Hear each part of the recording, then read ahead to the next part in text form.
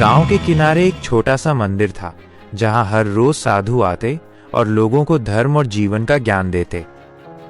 एक दिन एक साधु ने गांव वालों से कहा, आज मैं किसी एक को ये परीक्षा दूंगा जो अपने ज्ञान और अच्छाई से मुझे संतुष्ट करेगा। गांव के लोग उत्सुक थे, लेकिन कोई भी साधु की परीक्षा लेने की हिम्मत नहीं कर पाया। तभी गांव का एक भिखारी धीरे धीरे आया। उसके कपड़े फटे पुराने थे और हाथ में खाली कटोरा था। साधु ने पूछा, तुम कौन हो और यहाँ क्यों आए हो? भिखारी ने विनम्रता से कहा, मैं भिखारी हूँ संत जी। मैंने सुना है कि आप हमारी परीक्षा लेंगे, इसलिए मैं आया हूँ। मैं ज्ञान और अच्छाई में कितना समर्थ हूँ, ये आप तय करें। साधु ने मुस्कुराते हुए कहा, तो सुनो, तुम्हें 3 प्रश्न दिए जाते हैं। पहला प्रश्न ये है, सबसे बड़ा धन क्या है?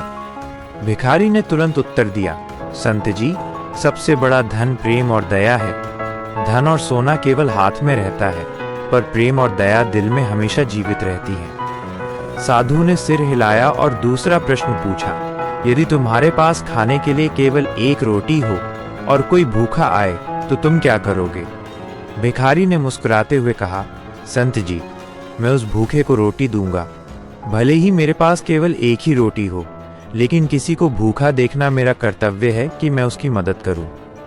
साधु ने अंतिम प्रश्न पूछा, अगर तुम्हें पता चले कि कोई तुम्हारे पीछे बुरा सोच रहा है तो तुम क्या करोगे? भिखारी ने विनम्रता से उत्तर दिया, संत जी, मैं उसके लिए दुआ करूंगा। अगर कोई बुरा सोचता है तो उसके कर्म उसे स्वयं सिखाएंगे। मैं कभी भी बदले की भावना नहीं रखूंगा। साधु ने मुस्कुराते हुए कहा, तुमने मेरी परीक्षा पास कर ली है। ज्ञान, दया और प्रेम में ही असली शक्ति है। धन और ताकत केवल क्षणिक है, पर सच्चाई और अच्छाई हमेशा जीवित रहती है। गांव वाले ये देखकर हैरान रह गए। उन्होंने देखा कि भिखारी के साधारण कपड़ों और गरीब रूप के बावजूद उसके शब्दों में अद्भुत ज्ञान और दया थी। साधु ने भिखारी से कहा, तुम आज मेरे सबसे प्रिय शिष्य हो। तुम्हारे पास भले ही भौतिक चीजें कम हैं, पर तुम्हारे अंदर मानवता का खजाना है।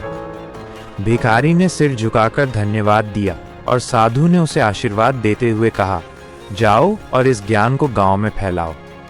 उस दिन से गांव के लोग समझ गए कि इंसान की असली पहचान उसके बाहरी रूप या धन से नहीं, बल्कि उसके कर्म और दया से होती है। भिखारी गांव में सबके लिए प्रेरणा बन गया। वो हर किसी की मदद करता और लोगों को सही राह दिखाता। साधु की परीक्षा ये साबित कर गई कि सच्चा धर्म और मानवता केवल शब्दों में नहीं, बल्कि कर्मों में होती है। गांव के लोग अब हर दिन भिखारी से सीखते और उसकी दया और प्रेम की कहानी पीढ़ियों तक सुनाई जाती रही। सच्चा ज्ञान और महानता केवल बाहरी दिखावे में नहीं, बल्कि दया, प्रेम और कर्म में होती है।